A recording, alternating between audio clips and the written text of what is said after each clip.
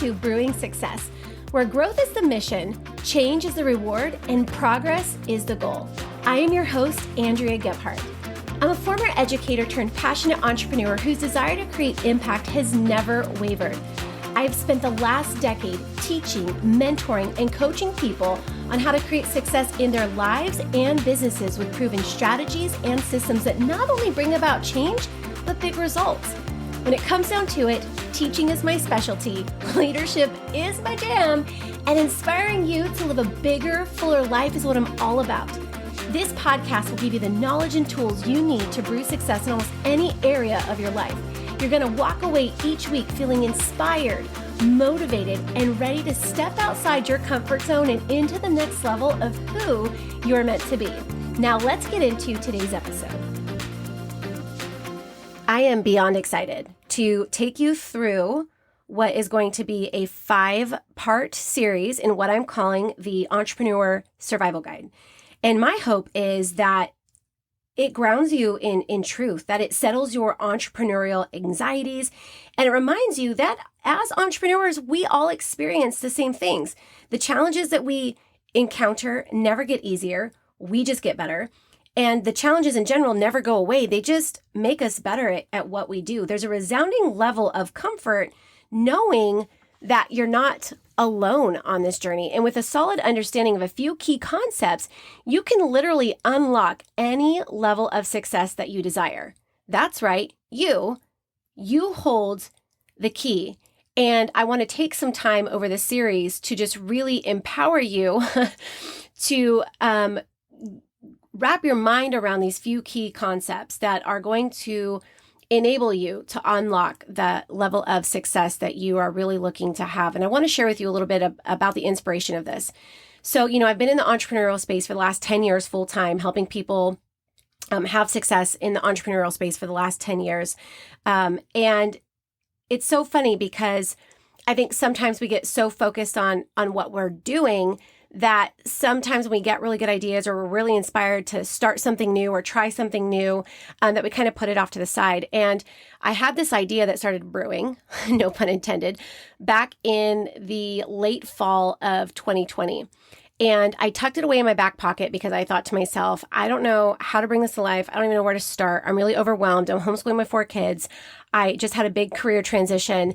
There's a lot of big changes going on in my life, and I'm not really sure I don't think I really have the energy right now to spin this new plate. So I tucked this idea away in my back pocket.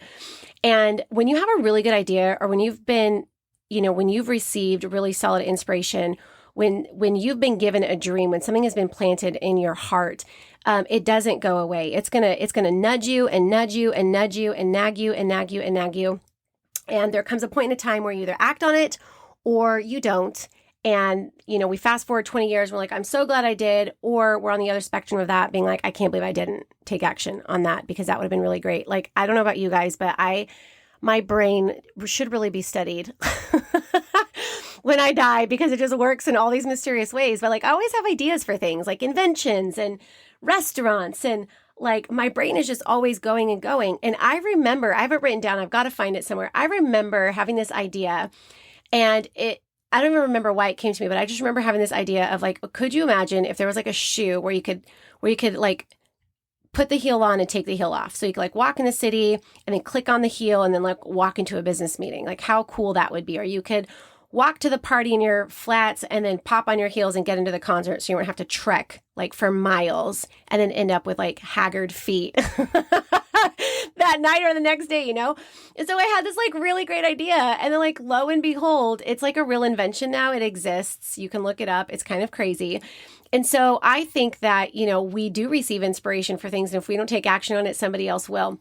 In fact, this idea, I was so excited about it and so pumped about it that anytime I would tell somebody really close to me about it, I would turn my phone off because I was really nervous about Google hearing me and then selling that information to somebody. I know it sounds crazy, but you know how we think.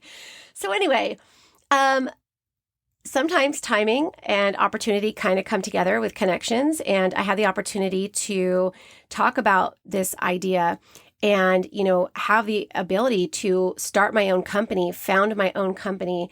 And so since February, actually, of this year, you guys, I started working behind the scenes while momming, while building my business, while doing this podcast, while writing weekly emails to my subscribers, while carpooling kids all around, started working behind the scenes. In fact, when I say behind the scenes, I'm talking like from like 10 to midnight or like 4 to 6 in the morning. So, they say that, your dreams just aren't going to come to life. You're going to have to bring life to them. And sometimes that means that you're going to have to look at life a little bit differently and apply, different energies, the different aspects of your life to kind of make them come to fruition.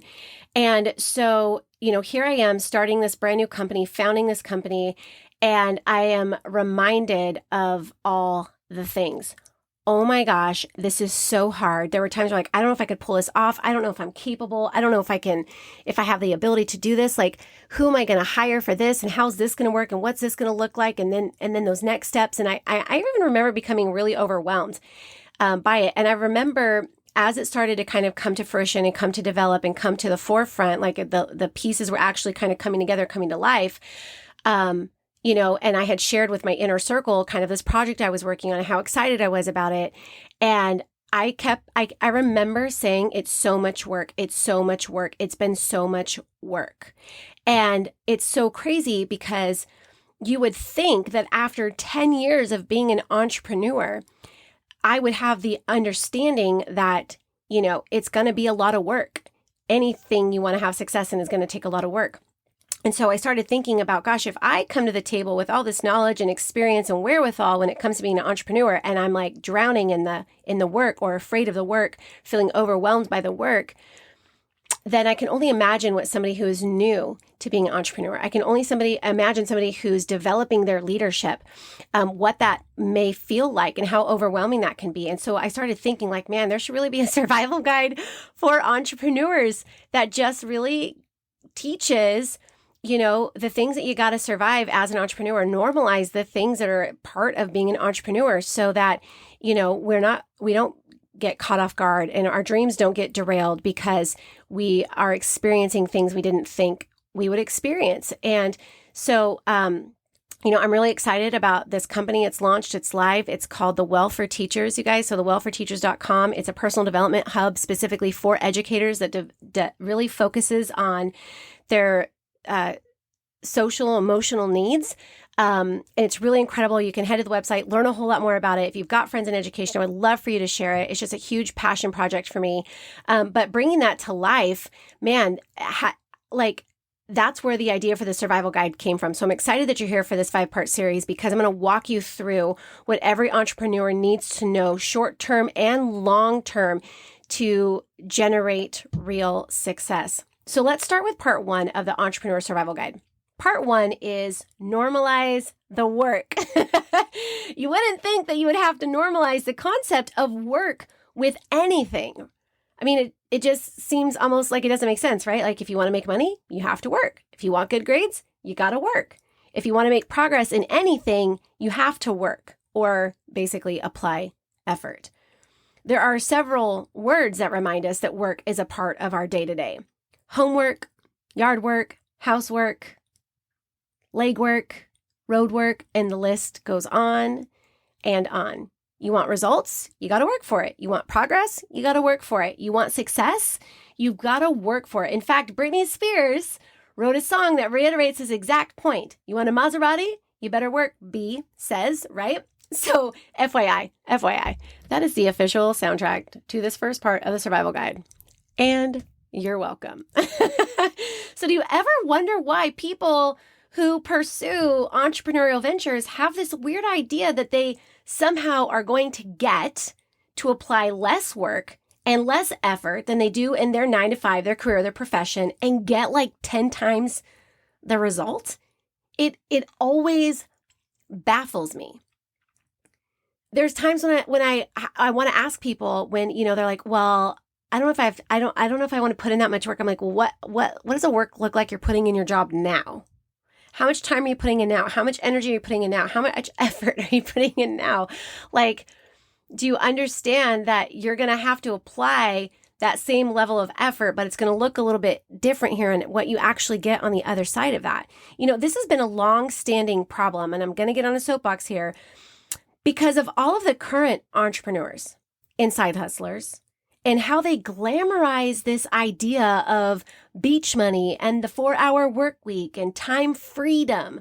They glamorize the idea that somehow when you're an entrepreneur, you have the ability to earn and achieve way more with way less effort. As a result, what happens is we set up this upfront notion that this is going to be easy and simple. Notice I say we because I am and have been guilty of this too, but we have to change the narrative. We have to start with the truth and not worry about how people will receive this information. If it's something that they want to work for and put work into, they will. And if they don't, guess what? They won't. And if you try to convince them otherwise, you're going to spend a majority of your time, energy, and effort convincing them to do all the things, to stay, to follow through, to be committed, and the list goes on. Success in anything takes time, energy, and effort. And if you're taking notes, I want you to jot that down. Success in anything takes time, energy, and effort. And we need to stop saying otherwise. Imagine if we use the same approach with how we describe like all of the other professions out there. Like, what if we said becoming a lawyer was easy as 1, 2, 3? Like, becoming a teacher was super simple. Just a few hours a week. Becoming a firefighter is a piece of cake. Could you even imagine? Knowing a lot about these 3 careers makes me feel like a big old fake. Even describing them here simply for the sake of the example, it would be downright crazy because it's not simple. It's not easy. It's not a piece of cake. I mean, come on, you know how we describe these among other professions. We say things like, I mean, oh, I can't even believe I want to say this right now, but like, I remember having students who would be like, I want to be a doctor. And instead, I'm 25, like, let's talk about it, and not all personally developed yet. And I'm like, are you sure? You don't even like doing your homework. Like, you're going to have to go to college for like 8 years. Are you sure you want to be a doctor? I call those dream snatchers, right? That's what I was. And teachers need to be more like dream catchers. We need to catch the dream and we need to like help build it up and promote it and all those types of things. But it's just true. I mean, think about it. Like, if you want to be a doctor, you're going to have to complete 8 years of college. You're going to have to complete a residency. You're going to get paid very little. You're going to acquire a massive amount of debt. And if you make it through the program, you might get hired somewhere in a department that you want. Might. You'll eventually make good money, sure, but you will also have no time. That is the truth. If you want to be a teacher, you're basically going to be in school for the rest of your life. And I don't just mean in a classroom school setting. I mean required to continuously learn and turn in units and accreditations and all those types of things. You're going to have to teach for a whole year for free while you're still getting credentialed. Oh, and then you're basically signing up to jump through every hoop known to mankind to keep your job. The expectations and responsibilities will increase over time, but your pay will not. Your schedule will look like you work an 8-hour day and have summer vacations, but you're actually going to have to work longer hours over the weekend and usually all summer just to stay on top of all the things that you're required to do. It will be incredibly rewarding, but you're probably going to have to teach until you're 70 because your retirement will only be enough to cover the next few years after that. Your nerves will be shot, but hey, you made a difference. I mean, seriously, imagine if we were just honest, while being encouraging, of course. Good luck, bruh. Insert wink. You can do it. It makes me laugh. And you're probably laughing to yourself right now because you know how true this is. You are now probably creating in your mind the description of your current career that you chose. Imagine yourself providing the same type of description to someone. I mean, honestly, my past is education. I love the field of education, but when people say they want to go into education, I am very upfront and very honest about the reality of the profession with them. And I don't say it to deter them from pursuing it. I do it to paint an honest picture because the picture that they've been given is summers are off, Christmas vacation, decent pay, you only work from like 8 to 3, and none of those things are true. That is an illusion, which is why so many educators today are disillusioned by the profession. It's absolutely nuts, and here's the crazy thing. Yet, you want to own your own business. You want to become your own boss. You want to be the CEO of your life. You want to create something from scratch. You want to found a business, found a company, found a product. You want to have access to financial and time flexibility. It's so easy. All you have to do is follow this little system. Like, what? You want to be the CEO of your own life? You want to start a company? You want to found something? You want to, it's all you have to do is a little bitty teeny tiny. It's just in the pockets of your day. You can make that happen. Can we just stop? It is not easy.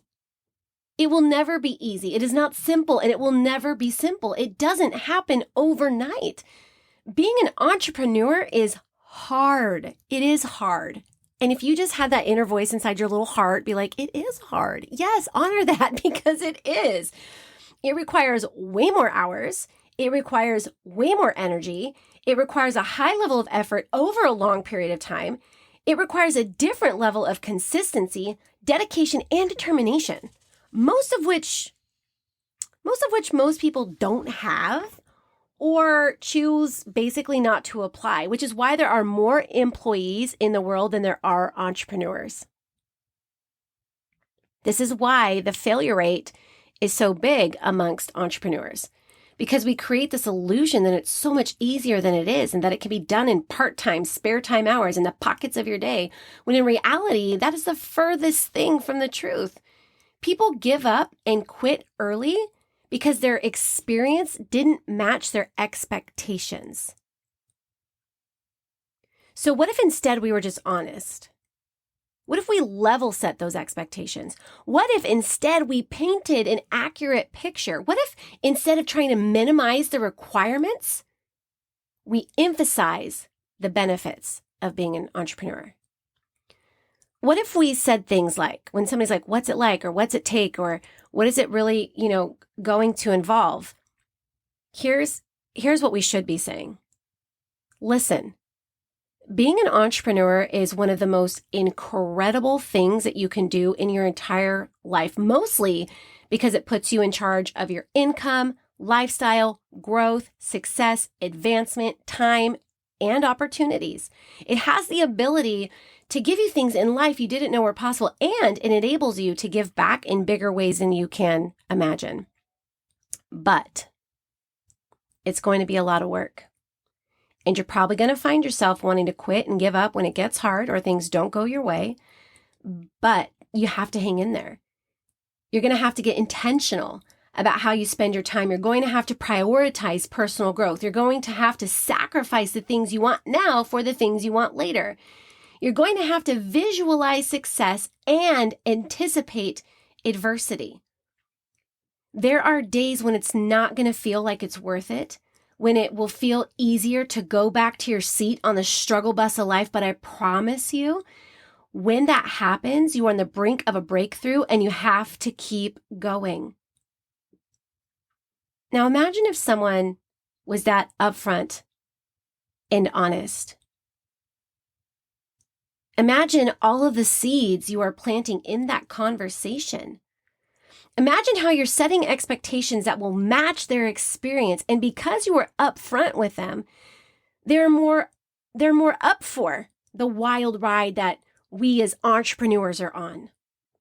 Man, I will tell you, when I think about the hard days, the days I wanted to quit, the days I felt like no one was interested in what I was selling or the opportunity that was available, the days that people and whole entire teams quit on me, the days that just super sucked inside and outside of my control, well, I would absolutely endure those super sucky moments over and over and over again if it means I get to attend my son's water polo games, if it means I get to take my daughter to dance, if it means I get to have lunch dates with my kids in the middle of the day, if it means that I get to give them access to opportunities I never had growing up, I would endure the hard things for the good things that we have now. And I would encourage you to endure the hard and the challenging things for the good and the great that is coming as a result of your work and your effort later. So let's start to normalize the work and not stigmatize the work. Listen, here's the real deal. Before you have this conversation with anyone else, because I know what happens sometimes. You get on here, you listen in, you get inspired, you take this information, you're sharing it on social, which I appreciate so much, by the way. You're putting it in the hands of other people who could benefit from this information, which I also appreciate. And I love that because that's what you should do. But before you have this conversation with anyone else, you need to have it with yourself. You too are still struggling with this concept. How do I know? Because you aren't where you want to be yet. And for no other reason than the fact that you simply haven't put in the work that is required to get there. If that stings a little, all it means is that you're alive and it's what you needed to hear. And even as I say this to you, I feel it because I'm not where I want to be in my business yet. And it's because of the work I haven't put in. And I'm gonna break this down to you. Watch. So what do you do about this? How do you overcome this block that you have? Well, you got to stop hiding and minimizing your work ethic behind this idea that you have to make it look super easy and super simple so that other people want to do it with you. Let me just say this. I would rather work hard, and I would rather people know that I work hard so that I can attract people who like to and want to work hard towards something than try to make it look easy and simple and put in little effort and attract people who only want to put in little effort as well. You never attract what you want. You always attract who you are, which is why it's so important to make sure that we're showing up in the ways that matter. So if you want to be successful, you're going to have to put in the work, the hours, the time, the energy, the effort, not just sometimes, all the time. This is true for all things. You will never make progress or develop mastery in something you only do part-time or you only do sometimes. You have to commit to the work full-time. Now, you might be thinking, listen, Andrea, I only want to put in part-time effort and just make a little extra bit to help with this and help with that. And that's fine, but I don't think that's really your truth. I think it's a safe place to put yourself because like most people, we're afraid of the work and we want to be able to blame everyone and everything but ourselves when it doesn't work out. Here's the real truth. You're playing small. You're settling with the small idea of how this could really go because it's safer not to put it all on the line and take the risk. If you invest little up front when it comes to time, energy, and effort, then it's easier to stomach the decision you inevitably will make to quit. So again, the conversation, you've got to have this conversation with yourself. I want you to write down your dream, what you want to accomplish, why it matters, and the difference it will make in your life or in your family's life. I encourage you to start with a dream that's within reach and figure out how much time, energy, and effort, aka how much work, you're going to need to put in to make it happen. And then scale you as you reach those little goals and those little milestones, scale your dream and scale the time, energy, and effort. As you go, please eliminate the idea that big things are accomplished with little effort, as it's setting you up for massive disappointment and failure. So let's normalize the work. Let's get comfortable with the work it's going to take. Trust me, if you were to ask any successful person, if it was a lot of work to get where they are, they're gonna say, heck yeah, it was, and probably have some pretty amazing stories to share about their journey along the way. Stop worrying if it's ever going to happen for you and start putting in the work to make it happen. Thank you for joining me today, you guys, on the Brewing Success Podcast. I would love to see you tag this episode in your stories and share with the entrepreneurial friends and get the Brewing Success mission out into the world. You guys, growth is the mission, change is the reward, and progress is the goal.